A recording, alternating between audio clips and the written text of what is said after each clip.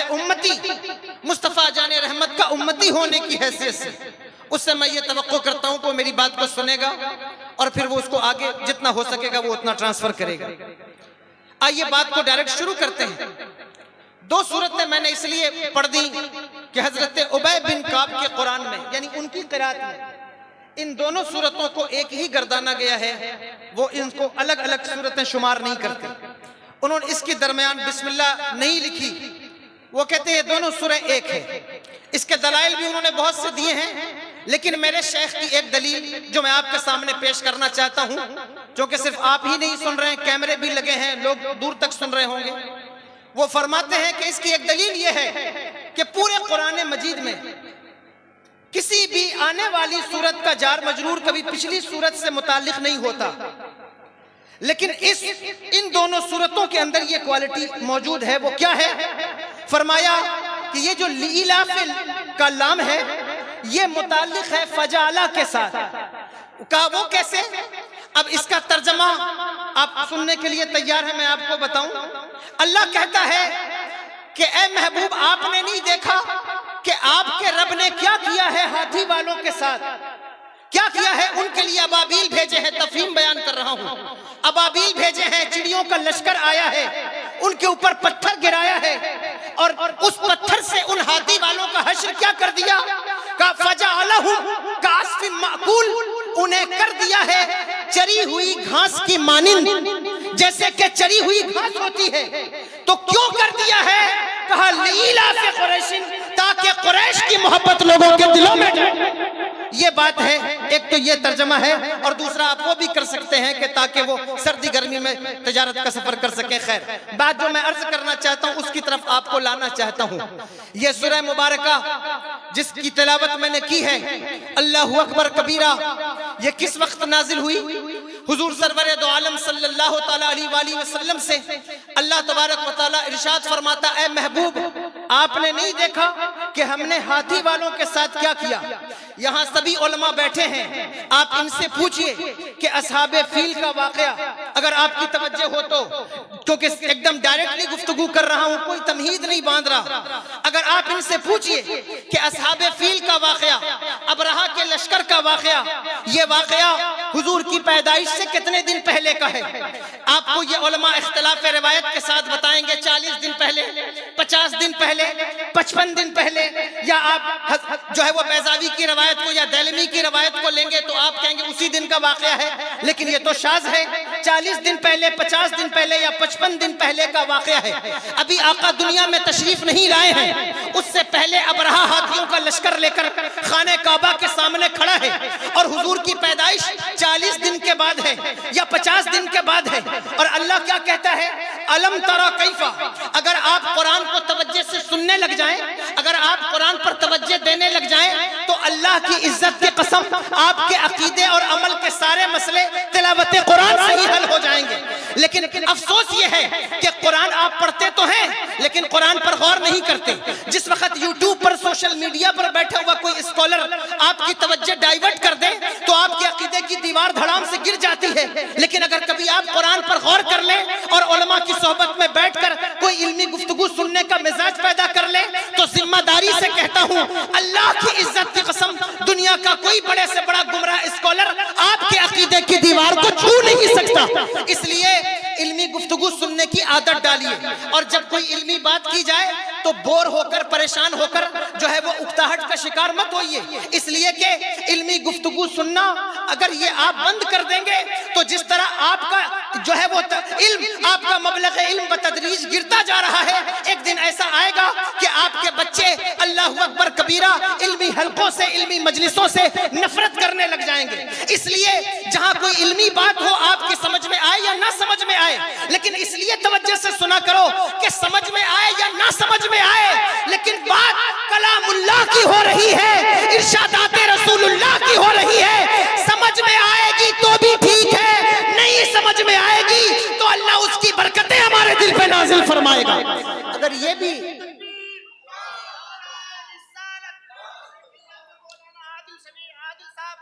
अगर आप ये तवज्जो करके भी सुन, क्योंकि अच्छी चीजों को सुनने की आदत डालना होता है। बुरी चीजों की आदत डालनी नहीं पड़ती, वो खुद ब खुद लग जाती है। आपकी जो आदत है ना चाय खानों पर बैठने की, आपकी जो आदत है अल्लाह अकबर, अगर गीबत करने की, बुराई करने की, अगर किसी की आदत है जुए के अड्डों पर बैठने की, ये आदत उसने लगाई नहीं है, ये उसको शौक नहीं था कि ये आदत लग जाए। दरअसल ये आदत खुद ब खुद लग जाती है। अच्छी आदत के लिए कोशिश, मेहनत, जद्दोजहद करना होता है। एक बहुत बड़ा स्कॉलर है, मोटिवेशनल स्पीकर है, उसकी एक बात मैं सुनता था। उसने कहा कि साहब अगर आप चढ़ान पर चढ़ना चाहते हैं ना तो आपको एक्सेलरेट करना होता है अपनी गाड़ी को, तो गाड़ी ऊपर चढ़ती है। पीछे आने के लिए बैक गियर नहीं डालना पड़ता, बस एक्सेलरेटर लेना छोड़ दो, खुद ब खुद पीछे आ जाओगे। उसने कहा कि अगर आलिम बनने के लिए, स्कॉलर बनने के लिए, पढ़ा लिखा बनने के लिए मदरसे हैं, कॉलेज है, यूनिवर्सिटियां हैं, तो जाहिल बनने के लिए कोई स्कूल नहीं है। बस इन कॉलेज, मदरसे और यूनिवर्सिटियों का रास्ता छोड़ दो, खुद ब खुद जाहिल रह जाओगे। उसकी इस बात को सुनकर मैंने ये बात अखज़ की कि अच्छी महफिलों में बैठने की आदत डालनी पड़ती है, बुरी महफिलों की आदत नहीं डालनी। अच्छी महफिलों में बैठना बंद कर दो, खुद ब खुद जुए के अड्डों के आदी बन जाओगे, खुद ब खुद शराब के अड्डों के आदी बन जाओगे। और इसी तरह जन्नत में जाने के लिए एफर्ट करने होते हैं, मेहनत करनी होती है। जहन्नम में जाने के लिए मेहनत नहीं करना, बस जन्नत में जाने की कोशिश छोड़ दो, खुद ब खुद जहन्नम में ढकेल दिए जाओगे। इसलिए जब कोई बात की जाए ना तो उसको हल्के में लेकर, आप ये ना समझे कि बस ये खतीबों का पेशा है, ये आए और गए, साहब हमें क्या मतलब है, ये अपनी बात करके चले जाएंगे। मोमिन के बारे में हुस्न ज़न रखा करो। हर खतीब, हर मेंबर पर बैठने वाला, कुर्सी पर बैठने वाला जो है वो उसका खिताबत, उसका पेशा नहीं होता। बाज ऐसे भी होते हैं जो मुस्तफा जाने रहमत के दीन का दर्द लेके तुम्हारे सामने बैठते हैं, और अल्लाहु अकबर कबीरा अगर उनकी बातों को आप रायगा कर दें और उनकी बातों को आप बर्बाद कर दें तो फिर आप बताइए कि उनका दिल टूटेगा या नहीं टूटेगा। इसलिए आप तवज्जो से इस बात को सुनिए जो बात मैं कहना चाहता हूँ। इल्मी बात हो तो भी आपको तवज्जो से सुनना चाहिए। देखिए बहुत बड़ा नाम है इमाम सिबवी, ये उलमा बैठे हैं बताएंगे, नहव के अंदर नाम है ना, बहुत बड़ा नाम है। जब उनका इंतकाल हुआ उनको किसी बुजुर्ग ने ख्वाब में देखा, देखकर पूछा कि आपके साथ अल्लाह ने क्या किया। उन्होंने कहा अल्लाह ने मुझे माफ कर दिया। कहा क्यों, क्यों माफ कर दिया? कहा आप तो सारी जिंदगी जो है वो अल्फाज की बहस से खेलते रहे हैं, सारी जिंदगी आपका जो आपकी गुजरी है वो कलाम पर और जो है वो अल्फाज के हिच पेश पर गुजर गई, फिर कौन सा अमल था जिस पर अल्लाह ने आपको माफ कर दिया? कहा माफ इसलिए कर दिया अल्लाह तबारक व तआला ने मुझे कि मैं सारी जिंदगी अल्फाज से खेलता रहा, लेकिन उन्हीं अल्फाज में, उन्हीं लफ्जों में जब अल्लाह का नाम आया तो अब मैं इस पर बात करूंगा, लंबी बात हो जाएगी, लेकिन मुख्तसर करके बयान करना चाहता हूं। उन्होंने कहा जब अल्लाह का नाम आया तो मैंने कहा इस पर अलिफ लाम दाखिल है, ये उलमा इस बहस को जानते हैं, तो ये मारफा होगा या नकरा होगा? अगर मारफा होगा तो उसकी क्या सूरत बनेगी, अगर नकरा होगा तो उसकी क्या सूरत बनेगी? तो कहते हैं मेरी समझ से बाहर था, मैंने इसको छोड़ दिया और मैंने कहा यह अल्लाह का नाम है, जिस तरह वो बेमिसाल है उस तरह उसका नाम भी बेमिसाल है। अल्लाह अकबर कबीरा। कहते बस इसी बुनियाद पर अल्लाह ने मेरी बख्शिश कर दी, मेरी मग़फ़िरत फरमा दी। अगर आपकी समझ में कोई बात नहीं आती है, आप ये समझकर सुनते हैं ये अल्लाह का कलाम है, अल्लाह आपकी भी बख्शिश करेगा, मग़फ़िरत फरमाएगा।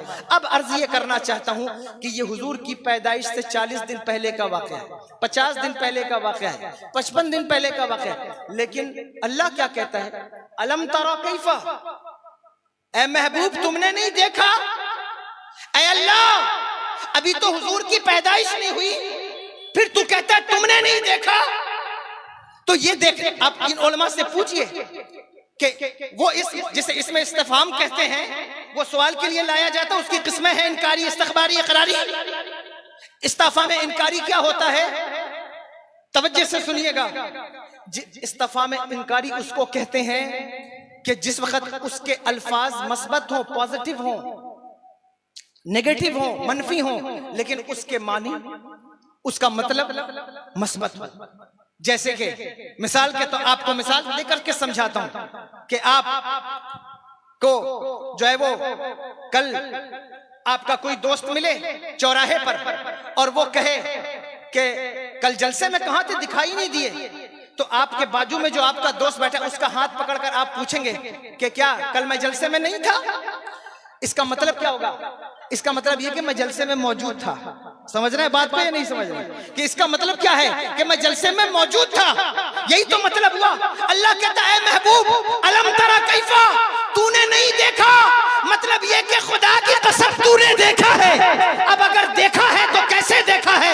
रुयत कल्बी से देखा है या ये रुयत बसरी है, इसको समझना होगा। लेकिन मैं नहीं समझता कि आपको इस बात की तरफ ले जाऊंगा और आप तवज्जो से इस बात को सुनेंगे, इसलिए मैं बिल्कुल आसान लबो लहजे की तरफ आपको लाता हूं, आपके मबलग इल्म पर, ताकि बात आपको समझने में आसानी हो। अल्लाह कहता है महबूब तुमने नहीं देखा हमने हाथी वालों के साथ क्या किया, हमने हाथी वालों का अंजाम क्या किया है। अल्लाह अकबर, कौन हाथी वाले, कैसे हाथी वाले? अबरहा का नाम सुना है आपने या नहीं सुना है ना? वाकया भी सुना है, लेकिन जो बात बताना चाहता हूं उस पर तवज्जो रखिएगा। ये अबरहा कौन है? ये अफ्रीका का वायसराय है, यमन का हाकिम है नजाशी की तरफ से। इसने देखा, ये ईसाई है मजहबन, क्रिश्चियन है, इसने देखा कि लोग खाने काबा की बड़ी इज्जत करते हैं, खाने काबा को बड़ा मकाम हासिल है, दुनिया भर से लोग आते हैं और उसका बोलिए तवाफ करते हैं, उसके गिलाफ को बोसा देते हैं, चूमते हैं। उसके दिल में हसद पैदा हुआ कि आखिर ये खाने काबा की इतनी इज्जत क्यों है, खाने काबा का इतना मकाम क्यों है, खाने काबा का इतना मर्तबा क्यों है। उसके दिल में हसद पैदा हो गया, उसके दिल में जलन पैदा हुई और उसने कहा कि इस काबे की तरह एक घर मैं भी बनाऊंगा, एक मैं भी घर बनाऊंगा यमन की सरजमीन पर, ताकि अपने लोगों को वहां जाने से रोक सकूं और काबे से हटाकर लोगों को इस घर की तरफ मुतवज्जे कर सकूं। उसने एक घर बनाया और उस घर के लिए जो पत्थर मंगाए, उसको जो मुनक्कश किया, मलके बिल्किस के महल से वो पत्थर मंगाए गए, सामान मंगाए गए। तवज्जो है आपकी, सुन रहे हैं बात को? और उसको मुनक्कश किया उस घर को। आपका रिस्पॉन्सिव एटीट्यूड महसूस होना चाहिए कि आप बात सुन रहे हैं, इस तरह आप सुनिए कि मुझे लगे कि आप सुन रहे हैं। उसने कहा कि मैं ये घर बनाऊंगा और लोगों को रोकूंगा उधर जाने से। उसने घर बनाया, लेकिन अल्लाहु अकबर कबीरा, असल की कॉपी करना आसान है, लेकिन असल की वो क्वालिटीज कहां से लाई जाएगी जो अल्लाह ने सिर्फ उसी को अता फरमाई है? वो क्वालिटी कहां से लाई जाएगी? असल की कॉपी करना ये आसान काम है, लेकिन वो क्वालिटी तो नहीं पैदा हो सकती।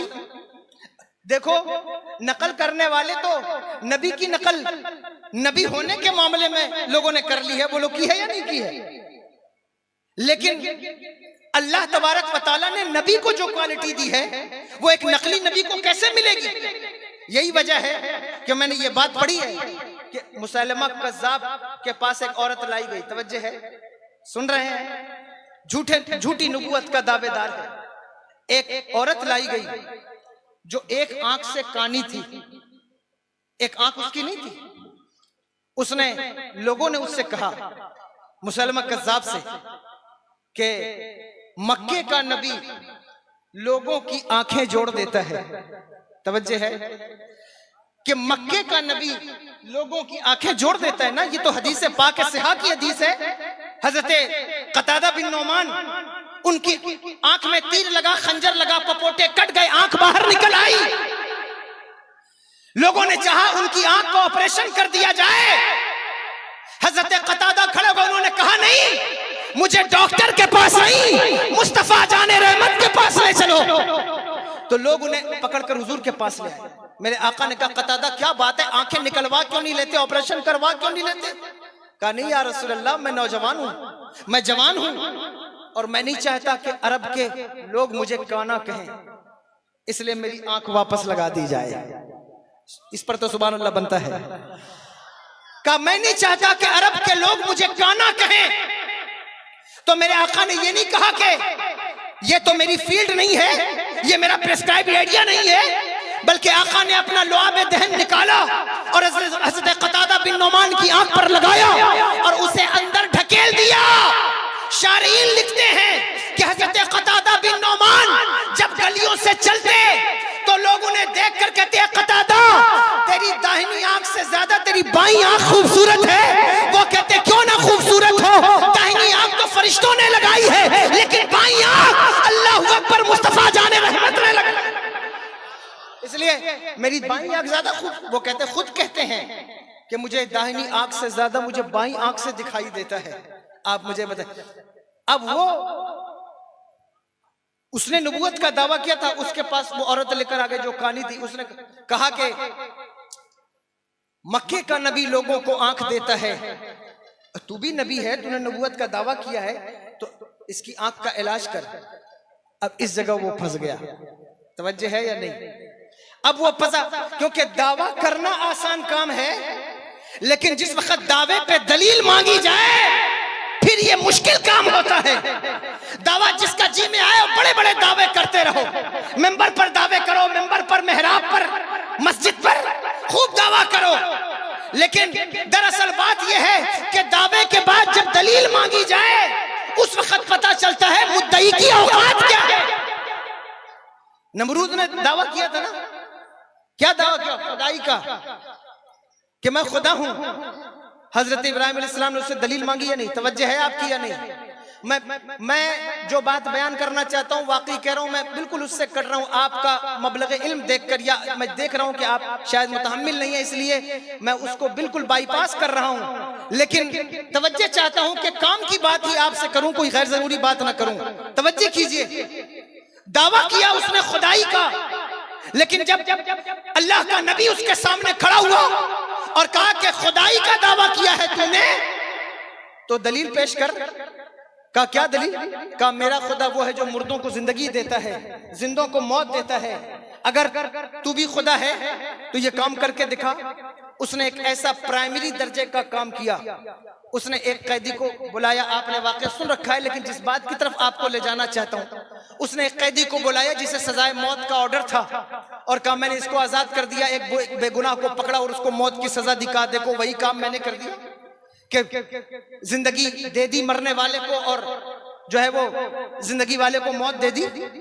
हजरत इब्राहिम अलैहिस्सलाम ने कहा, ये तो अभी दिमागी तौर पर नाबालिग है।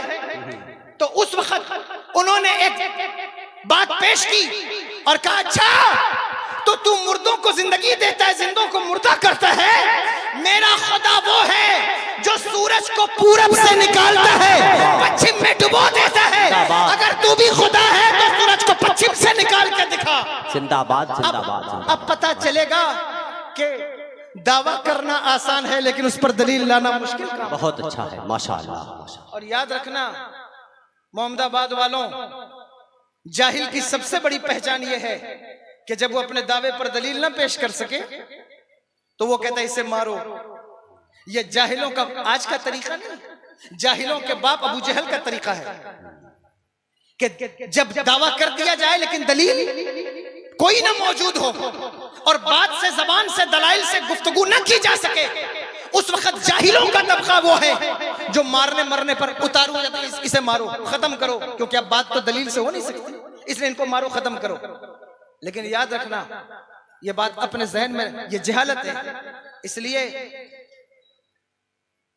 हमेशा नकली और असली को पहचानने की कोशिश करो कि नकल क्या है और असल क्या है। बहुत अच्छा है। असली क्या है और नकली क्या है, इस बात को पहचानने की कोशिश। अगर नकली और असली को पहचानने के बाद भी आप असल की तरफ मुतवज्जे नहीं होते हैं तो ये बात याद रखना कि ये अरब के जाहिलों का तरीका था कि वो हक और नाहक में पहचान करने के बाद भी अपनी अनानियत की बुनियाद पर, अपने तकब्बुर की बुनियाद पर, अपनी सरदारी की बुनियाद पर, अपनी चौधरियाई की बुनियाद पर वो हक को तस्लीम नहीं करती। ये जाहिलों का तरीका है, मुसलमानों का तरीका नहीं है।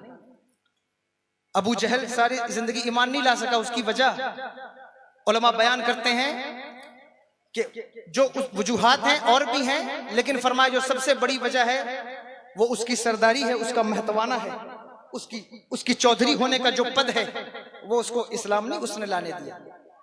अगर आप भी किसी कौम के चौधरी हैं, महतो हैं, प्रधान हैं या कोई सरपंच हैं, पार्षद हैं, तो इस बात का ख्याल करो कि जिस वक्त अबू जहल कहता था कि मैं जानता हूं ये दीन हक है, मैं जानता हूं ये दीन सच्चा है, उससे कहा फिर ईमान क्यों नहीं लाता? कहा अगर ईमान लाऊंगा तो फिर सरदारी कैसे बचेगी, ईमान लाऊंगा तो इज्जत का क्या बनेगा? ऐ मुसलमानों, अगर तुम किसी मामले पर, किसी मसले पर हकम हो, कोई गांव के महतो हो, चौधरी हो, पार्षद हो, मैं तुम्हारी नीयत पर शक नहीं करता, लेकिन कोई फैसला तुम्हारी अदालत में पेश हो, कोई मसला तुम्हारे सामने पेश हो, तो अपनी इज्जत को सामने रखकर फैसले न किया करो, बल्कि मुस्तफा जाने रहमत के दीन को सामने रखकर फैसले किया करो। इसलिए कि महतवाना और चौधरी को बचाना ये अबू जहल का तरीका है, दीन के लिए जिंदगी को कुर्बान करना ये अबू बकर सिद्दीक का तरीका। जिंदाबाद जिंदाबाद जिंदाबाद, सुभान अल्लाह। इसलिए इस रविश को इख्तियार न करना। असल और नकल सामने आए तो जो असल है उसको कबूल करो, बहुत अच्छा, उसको मानो। दावा करना आसान, लेकिन उस पर दलील लाना मुश्किल काम है। अब एक इंसान खड़ा हुआ ना जिसने दावा किया कि साहब हजरत अमीर मुआविया माज़ल्लाह रब्बिल आलमीन मुनाफिक हैं, सहाबी नहीं है, ये दावा किया। अभी हाल फिलहाल में आपने मुनाजरा देखा होगा। मैं सिर्फ मिसाल के लिए ये बात अर्ज कर रहा हूं, वरना ऐसे इंसान का जिक्र मुझे मकसूद नहीं है। लेकिन ये मैं इसलिए कह रहा हूं कि दावा करना, डींगे हाँकना आसान काम है, उस पर दलील लाना मुश्किल काम है। मुसलमा कज़्ज़ाब ने भी दावा किया नबूवत का, लेकिन दलील नहीं ला सका। जब कहा कि इस औरत पर दम कर ताकि इसकी आंख वापस आए, उसने फूका, उसकी जो बची हुई आंख थी वो भी फूट गई। तवज्जो है, इसको कहते हैं इहानत। देखो ये बहस समझने वाली है कि कोई खिलाफ फितरत, कोई माफौकुल फितरत, खिर की आदत, कोई चीज किसी वली के हाथ से जाहिर हो, उसका नाम क्या रखते हैं? करामत। जिंदाबाद जिंदाबाद।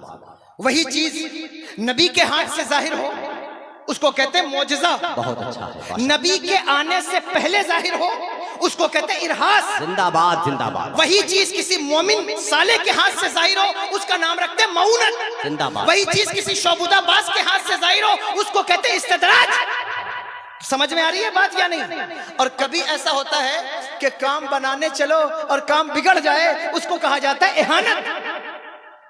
तो अर्ज ये करना चाहता हूं कि असल होता है नकल। नकल की जा सकती है, लेकिन असल की क्वालिटीज पैदा नहीं हो सकती, नहीं की जा सकती, वाह नहीं की जा सकती। उसने घर तो बना लिया एक, लेकिन क्वालिटीज कहां से लाए? खाने काबा वाली। बहुत अच्छा है।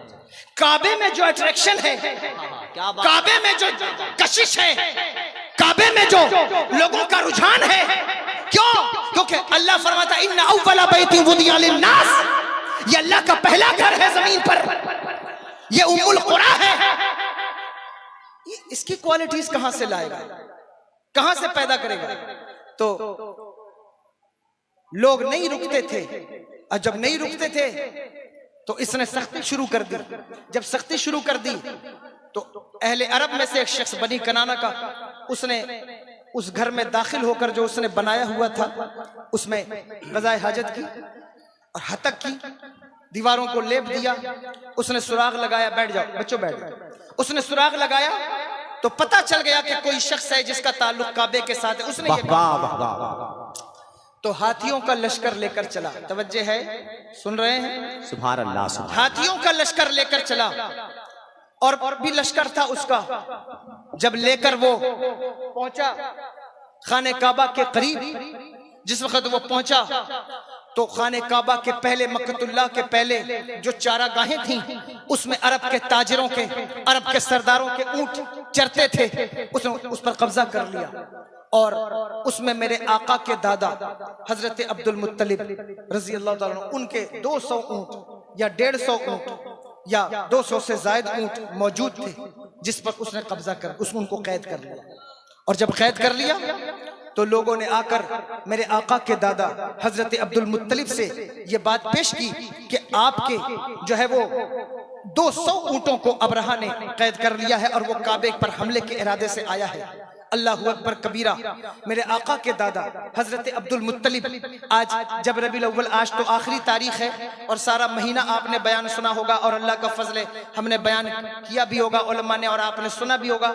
तो अब तो ये आखिरी तारीख है, लेकिन जैसे ही रबीउल अव्वल शुरू होता है, हुजूर के आबा व अजदाद का ईमान डिस्कस होना शुरू हो जाता है। आप देखेंगे सोशल मीडिया पर, बल्कि बास तो अब स्टेज लगा कर हुजूर के माँ बाप का ईमान डिस्कस करते हैं, कि साहब हुजूर की माँ मोमिना नहीं, हुजूर के वालिद मोमिन नहीं, हुजूर के दादा के ईमान पर डिस्कशन होता है। लेकिन मैं हैरान होता हूँ, अल्लाह अकबर कबीरा, अल्लाह ने हजरत अब्दुल मुत्तलिब हुजूर के दादा को वो इस्तिकामत दी थी, वो इख्तियार और वो उनको पावर अल्लाह तबारक व तआला ने अता फरमाए थे। वो उनको रोब और दबदबा अता फरमाया था कि जिस वक्त वो अमामा बांध कर और वो अपना खानदानी लिबास पहनकर किसी बादशाह के सामने खड़े हो जाते तो वक्त के बड़े बड़े बादशाह भी अपनी जगह छोड़ देते। उनके दादा का असर था। उसकी वजह क्या थी? उसकी वजह यह है कि मेरे आका ने इरशाद फरमाया कि मैं पाक पुश्तों से पाक रहमों में मुंतकिल होता आया हूँ। मेरे आबाओ अजदाद में, मेरी नस्ब में, मेरे आबाओ अजदाद में कभी भी कोई गुमराह नहीं गुजरा, कभी भी कोई बददीन नहीं गुजरा, कभी भी कोई बेदीन और बदकिरदार नहीं गुजरा। ये मेरे आका ने इरशाद फरमाया। ये हदीस पाक है, उलमा बैठे आप इनसे पूछिए। लेकिन अल्लाह अकबर, यही वजह है, इसी को बेस बनाकर हमारे उलमा ने लिखा है कि हजरत इब्राहिम अलैहिस्सलाम के वालिद का नाम आजर नहीं हो सकता, इसलिए कि मेरे आका की ये हदीस पाक, तुम इसके रजाल पर इसनाद पर जितना जी चाहे बहस कर लो, मैं इससे नहीं रोकता। लेकिन याद रखो, अल्लाह की इज्जत की कसम, मेरे आका का नूर पाक पुश्तों से पाक रहमों में मुंतकिल होता आया है। और हुजूर का नूर कभी किसी ऐसे शख्स के अंदर नहीं रहा जो किरदार के लिहाज से अच्छा ना हो, अकीदे के लिहाज से अच्छा ना हो, ईमान के लिहाज से अच्छा ना हो। इसलिए उलमाए तफसीर और हदीस कहते हैं कि हजरत इब्राहिम के वालिद का नाम आजर नहीं बल्कि तारीख है, इसलिए कि वो मुवाहिद हैं और वो शिर्क से पाक हैं। समझ रहे हैं मेरी बात को या नहीं? अब हुजूर के दादा, उनको अल्लाह ने क्या इख्तियार दिया है, क्या रोब और दबदबा है, क्या पावर है, क्या खूबसूरती है, क्या हुस्न और जमाल है। अल्लाह अकबर कबीरा, उन्होंने अमामा बांधा और अपना खानदानी लिबास पहनकर वो चले अबरहा की तरफ। और जब वो चले तो अबरहा अपने तख्त पर बैठा हुआ था, लेकिन अरब के सरदार को, सरदार कुरैश को जिस वक्त उसने देखा तो देखकर बैठा ना रह सका, उठकर खड़ा हो गया। ये खास बात है, इस पर तवज्जो कीजिएगा। ये मुस्तफा जाने रहमत के खानदान का खासा है। कुछ लोग एक जलसे में मैं पहुंचा तो स्टेज के बाद मुझसे कहते थे कि आप लोग जब स्टेज पर आते हैं, सैयदजादे हैं, तो मजमे में एक कोहराम मच जाता है, लोगों में खलफशार हलचल मच जाती है, सामने मेंबर वाले भी खड़े, अवाम भी खड़ी। तो ये क्यों होता है, आप क्यों मना नहीं करते? उन्होंने मुझसे मुअद्दब अंदाज में कहा। लेकिन मैंने कहा कि अल्लाह जानता है कि हमारा इरादा तो ये नहीं कि हमारे आने पर कोई खड़ा हो जाए, हमारा इरादा तो ये नहीं कि हमारे आने पर खलफशार हो जाए। कोशिश तो ये होती है कि चुपके से मेंबर पर आ जाऊं ताकि किसी को पता भी ना चले। लेकिन अगर कोई सैयदों की ताजीम में खड़ा होता है तो तुम्हें इस बात से परेशानी क्या है? अगर कोई नबी के बेटों की ताजीम में खड़ा हो जाए तो तुम्हें इससे बेचैनी क्या है? सुनो, आप मना करते रहो, कानून लगाते रहो, लेकिन एक बात याद रखना, मुस्तफा जाने रहमत के खानदान का अल्लाह अकबर ये एजाज है कि उनको देखकर वक्त के बादशाह भी खड़े होते रहे हैं, वक्त का इमाम भी खड़ा होता रहा है, और क़यामत तक जिसके चेहरे और जिसके बदन में मुस्तफा जाने रहमत के नूर की किरणें जगमगाती रहेंगी, जमाना उसका एहतराम करता रहेगा। बहुत अच्छा है। खत्म होने वाला। जिंदाबाद जिंदाबाद जिंदाबाद, सुभान अल्लाह सुभान। मेरी बात समझ रहे हैं आप? मैं क्या कहना चाहता हूँ? हजरत इमाम ज़ैनुल आबिदीन आए तो वक्त का बादशाह खड़ा था हजर अस्वद के सामने, किसी ने रास्ता ना दिया, लेकिन नबी का लाडला जिस वक्त तशरीफ लाया तो गोया के खाने काबा ने खुद लोगों से कहा, सामने से हट जाओ, मुस्तफा जाने रहमत का लाल आ रहा है, मुहाफिज़े काबा अल्लाहु अकबर कबीरा, उसकी औलाद आ रही है। तो ये अहम बात है, मुस्तफा जाने रहमत के खानदान को अल्लाह ने ये मर्तबा दिया। अब वो हजरत अब्दुल मुत्तलिब जिस वक्त तशरीफ लाए, अपने तख्त पर बैठा ना रह सका, उठकर खड़ा हो गया। मेरी बात 1 घंटे को होने आई और मैं नहीं कर सका आपसे गुफ्तगू में, बहुत माजरत खा हूं, मैं उन्वान पूरा नहीं कर सकूंगा, लेकिन चलिए जहां तक वक्त इजाजत दे रहा है। उन्होंने कहा कि मैंने सुना है कि तूने मेरे 200 ऊंटों को कैद कर लिया है। उसने कहा, आप अजब आदमी हैं, मैं बड़ा मुताज्जुब हूं कि आप, मैंने सोचा था कि काबे के बारे में कोई बात करेंगे, कोई मुल्की सतह पर कोई बात होगी, लेकिन आप तो को अपने ऊंटों की पड़ी हुई है, आप अपने ऊंटों को छुड़ाने आए हैं। हुजूर के दादा का जवाब सुनो, अल्लाहु अकबर कबीरा। वो कहते हैं, अब्रहा, दरअसल ऊंटों का मालिक मैं हूं, इसलिए मैं ऊंटों के मुतालिक गुफ्तगू कर रहा हूं। जो काबे का मालिक है, जब तू काबे के सामने आएगा तो तुझे पता लगेगा काबे का मालिक होता क्या है, फिर तुझे मालिक। बहुत अच्छा है। तुझे ये ईमान था किसका? हुजूर के दादा का। जिनके ईमान पर डिस्कशन करते हो, ये उनका ईमान। बहुत अच्छा है, जिंदाबाद जिंदाबाद। उन्होंने क्या बात है, जिंदाबाद। कसम खाई थी काबे के सामने। पूछिए उलमा से, तारीख की किताबें और हदीस की किताबों के अंदर आप पढ़िए, अलबिदाया वन निहाया है, इब्न खल्दून है, आप पढ़िए, देखिए इब्न शाम है।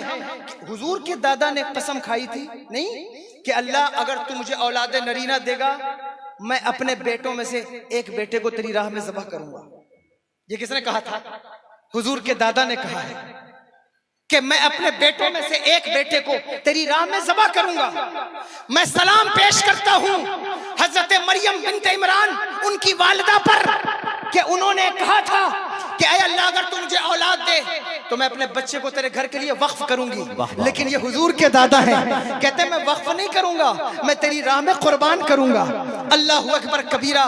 अब उन्होंने ये बात कर ली जिस वक्त 10 बेटे हुए हजरत अब्दुल मुत्तलिब के, और उसमें मेरे आका के वालिद हजरत अब्दुल्ला हैं, जिनकी खूबसूरती का आलम यह है कि वो जिस सूखे हुए दरख्त के नीचे खड़े हो जाएं वो दरख्त सरसब्ज़ो शादाब हो जाता है। आप कहेंगे आप मुबालगे से काम ले रहे हैं। अगर अकीदा मेरा मौजू होता मैं अभी इस बात को साइंटिफिक एतबार से साबित करता, लेकिन चलिए मैं आपको कहता हूँ, वो जिस गली से गुजर जाएं उसकी औरतें जो है वो तमन्ना करें काश इनका निकाह मेरे साथ हो जाए। हुजूर के वालिद का हुस्न, अगर किसी को इस बात को समझ में दुश्वारी हो समझने में, तो मुस्तफ़ा जाने रहमत के बेटों का हुस्न इस दौर के अंदर देख ले। आप देखेंगे कि हजरत अली रजा का चेहरा पढ़िए किताबों में आपको पता चलेगा। नबी का वो शहजादा जिस वक्त नशापुर की सरजमीन पर आया, उसके चेहरे को देख के लोग गश खाकर जमीन पर गिरते हैं। अल्लाहु अकबर कबीरा। अरे नबी के बेटों की बात तो अलग है। मुस्तफ़ा जाने रहमत के सच्चे गुलामों का चेहरा देखकर कल भी दुनिया ईमान लाती थी, आज भी ईमान लाती है। और एक चेहरा जो माजी करीब में गुजरा, जिसे ताजुश शरिया के नाम से जाना जाता, जिनके चेहरे को देखकर अल्लाहु अकबर कबीरा, जिनके हुस्न को देखकर लोग ईमान लाते रहे, ये हमारे बुजुर्गों की तारीख नहीं है। आप पढ़ कर देखिए क्यों है। जब नबी के गुलामों को ये खूबसूरती मिली है तो फिर मुस्तफ़ा जाने रहमत के वालिद के हुस्न का आलम क्या होगा? हुजूर के वालिद के हुस्न का आलम क्या होगा? वो कहते हैं कि मेरे बेटों 10 बेटे सामने खड़े हैं, और खड़े होकर कहते हैं मैंने अल्लाह से वादा किया है कि मैं उसकी राह में एक बेटे को कुर्बान करूंगा। तो बेटों ने कहा हम हाजिर हैं, आप कुर्बान करें। उन्होंने कहा नहीं, मैं कुरा डालूंगा, पर्चा डालूंगा और पर्ची निकालूंगा, जिसका नाम निकलेगा उसको कुर्बान करूंगा। सबका नाम डाला तो नाम हुजूर के वालिद हज़रत अब्दुल्ला का निकल आया। ये मैं उनका ईमान बता रहा हूँ, उनका नाम निकल आया।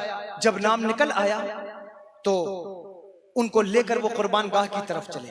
सरदाराने मक्का उनके पीछे पीछे दौड़े। कहा अब्दुल मुत्तलिब, ये रस्म तो ना डालो, ये परंपरा तो ना डालो, ये तुम्हारा जिगर है, ये तुम्हारा ईमान है, तुम ये काम कर सकते हो, लेकिन तुम्हारे बाद हम तो ये काम नहीं कर सकते, इसलिए ये रस्म ना डालो, ये परंपरा शुरू ना करो।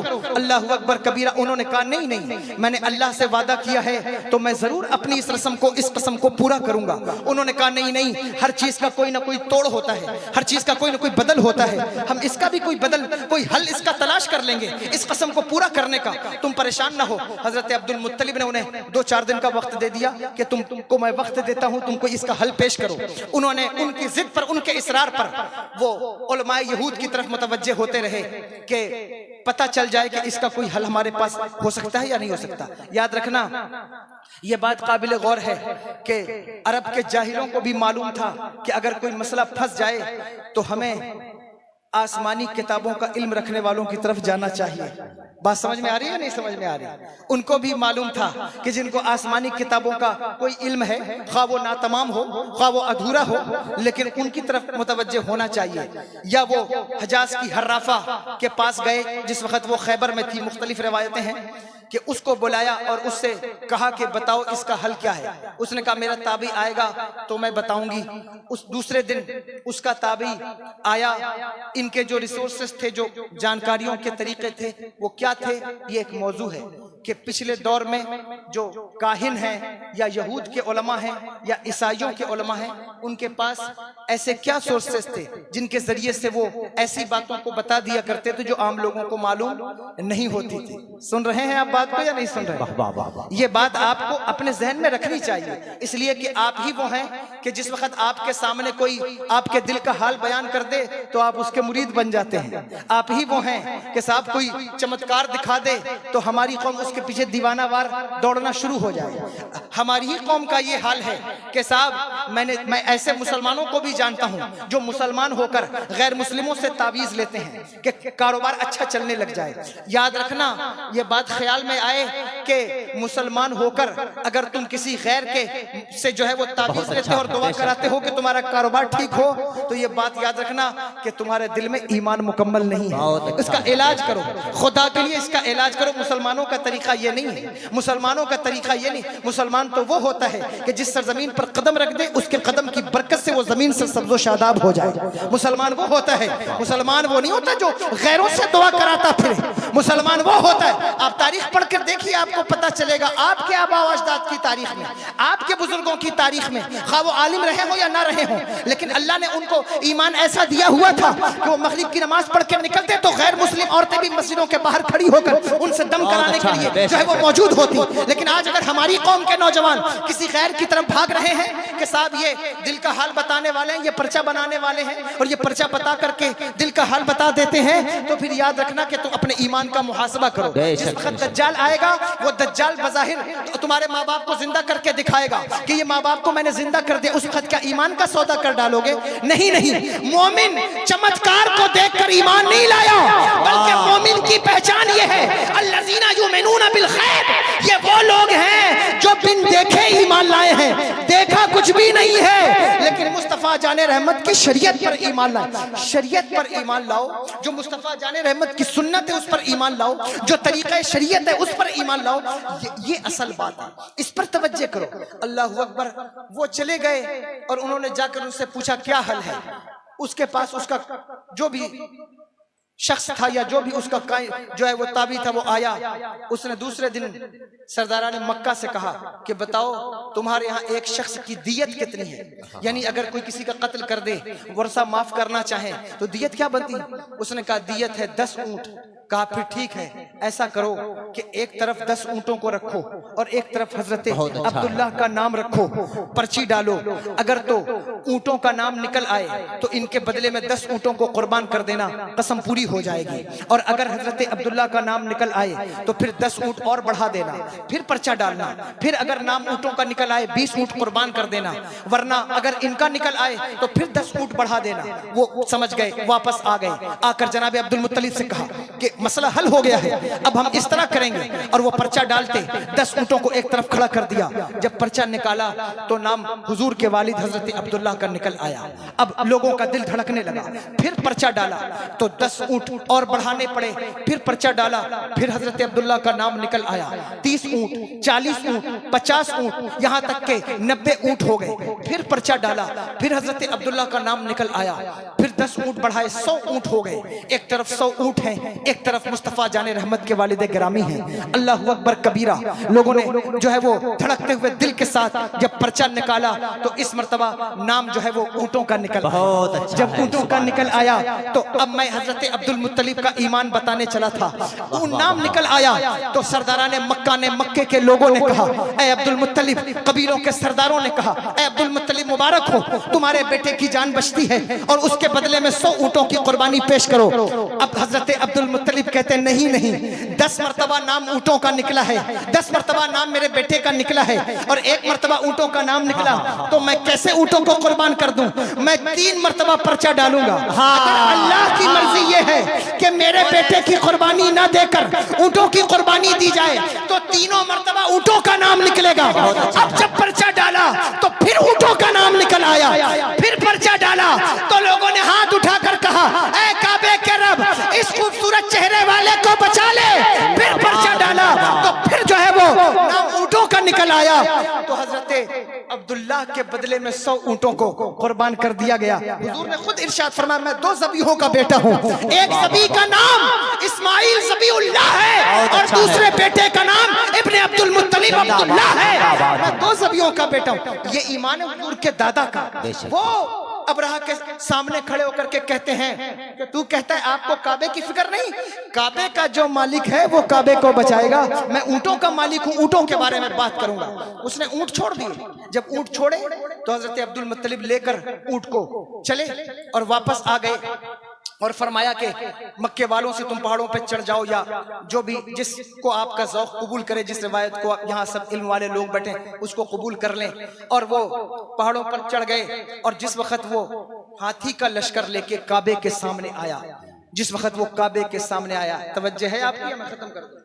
नहीं, आप कहिए मैं यही खत्म कर दूं। जो मिलाद बयान करना था उसको बयान कर दूं, बस वो बयान हो जाए। बहुत अच्छा है, बहुत अच्छा। हाथ उठा के सुभान अल्लाह कहे, हाथ उठा के सब लोग बोले, सब जिंदा है। वो काबे के सामने आया। जब काबे के सामने आया तो कुरान कहता है कि अलम तरा कैफा फअला रब्बुका बिअस्हाबिल फील अलम यजअल कैदहुम फी तदलील व अरसल अलैहिम तैरन अबाबील। अल्लाह ने अबाबील का लश्कर भेजा। मोहम्मदाबाद वालों कभी गौर करो, अबाबील छोटी सी चिड़िया है। ऐ अल्लाह, हाथियों के बदले में ये छोटी सी चिड़िया भेजने का मतलब क्या है?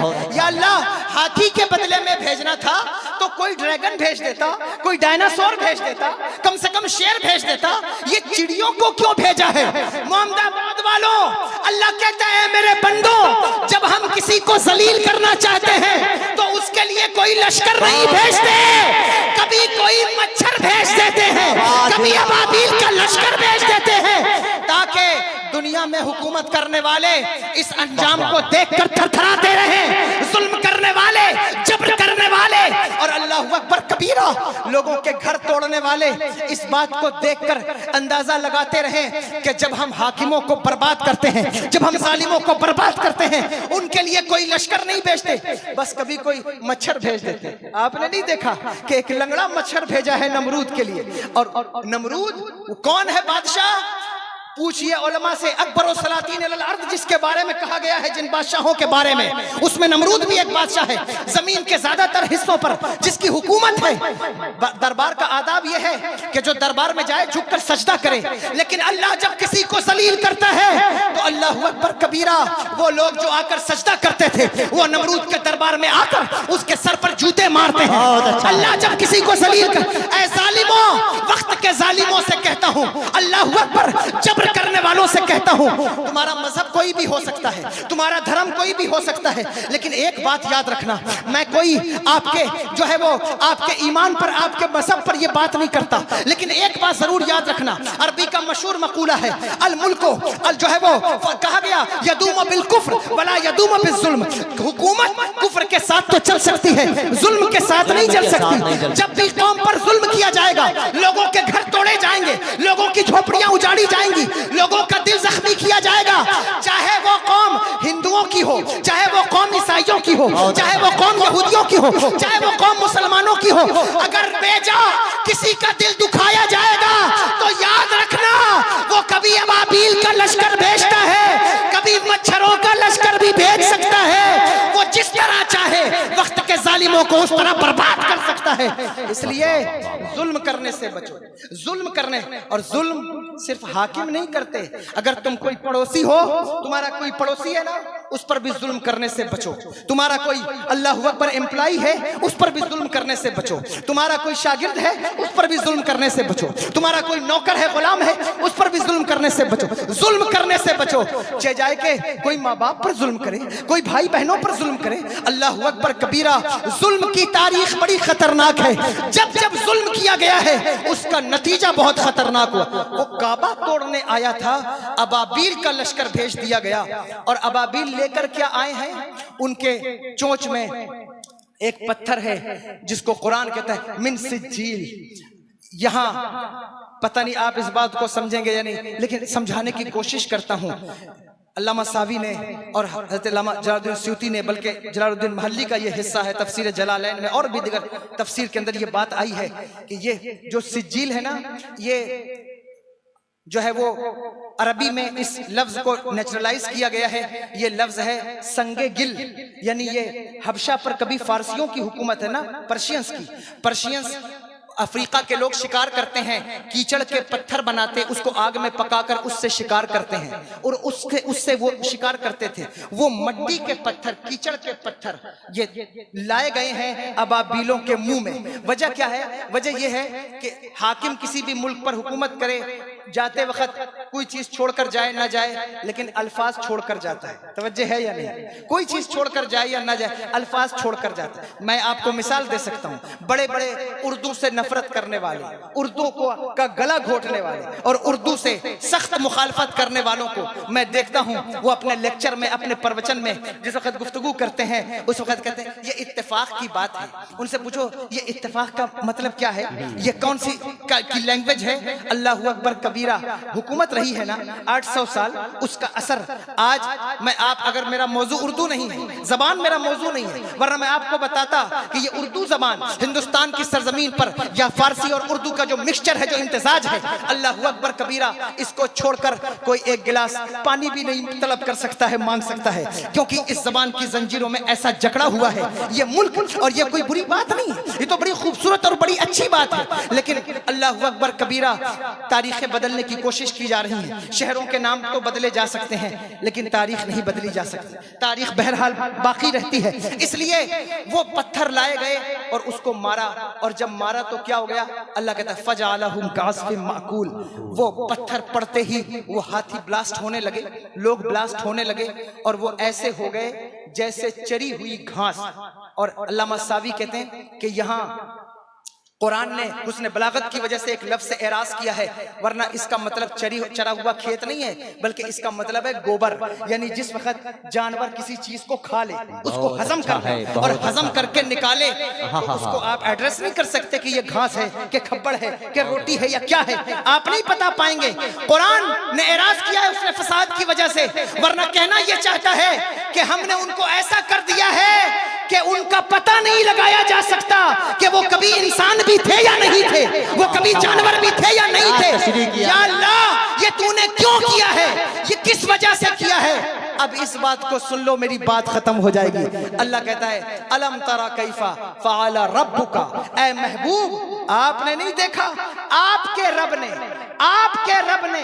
मैं कहता हूं या अल्लाह, तू तो सारे आलमीन का रब है, तूने तो चलते ही कह दिया अल्हम्दुलिल्लाह रब्बिल आलमीन। तू सारे आलमीन का रब है, तू हजरत आदम का भी रब है, तू हजरत मूसा का भी रब है, तू हजरत इब्राहिम का भी रब है। लेकिन यहाँ ये फ़अला रब्बुका, तेरे रब ने, ये इस सिफत के इजहार की जरूरत क्या थी? इस पर तवज्जो कीजिए। अल्लाहू अकबर कबीरा, खास बात है। देखो रब जो है ना, अल्लाह तबारक व तआला की के जो अस्माए सिफातियां हैं, ये उलमा बैठे, इनसे पूछिए, उसमें से बाज जो नाम है वो सिफाते हकीकिया में से हैं और बाज इजाफिया में से हैं। जिस तरह अगर सिफाते हकीकिया की बात की जाए, वो क्या है?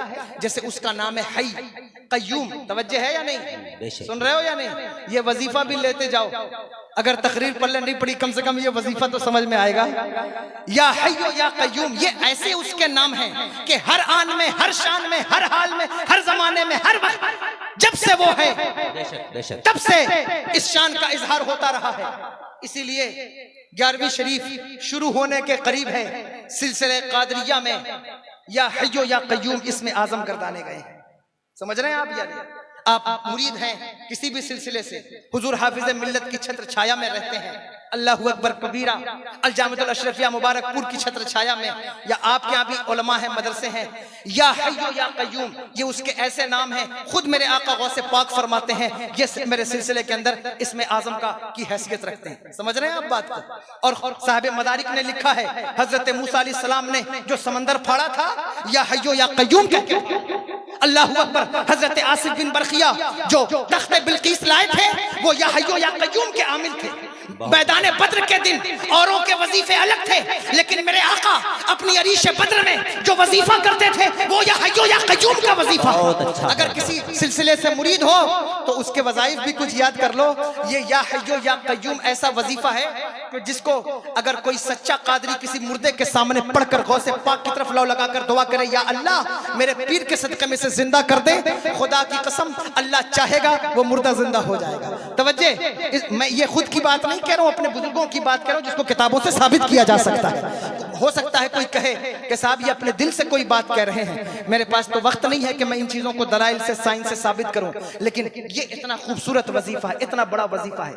इसी तरह उसके कुछ नाम ऐसे हैं जो इजाफी उसकी सिफत, यानी कि उसका इजहार, शान तो उसकी वही है लेकिन उसका इजहार उस वक्त होगा जब जाहिर है कि जो इजाफी सिफात हैं उन इजाफिया में से उनके लिए मुजाफले चाहिए। यानी रब ये वो सिफत है कि जिसके लिए, यानी रब कहते हैं पालने वाले को, जब कोई पलने वाला होगा तो इस सिफत का इजहार होगा। तवज्जो है या नहीं है? सुन रहे हैं बात को या नहीं? चलिए आपको समझाता हूं आसान मिसाल से। बताओ हर बच्चे के अंदर, नौजवान के अंदर, मर्द के अंदर बाप बनने की सिफत मौजूद है या नहीं?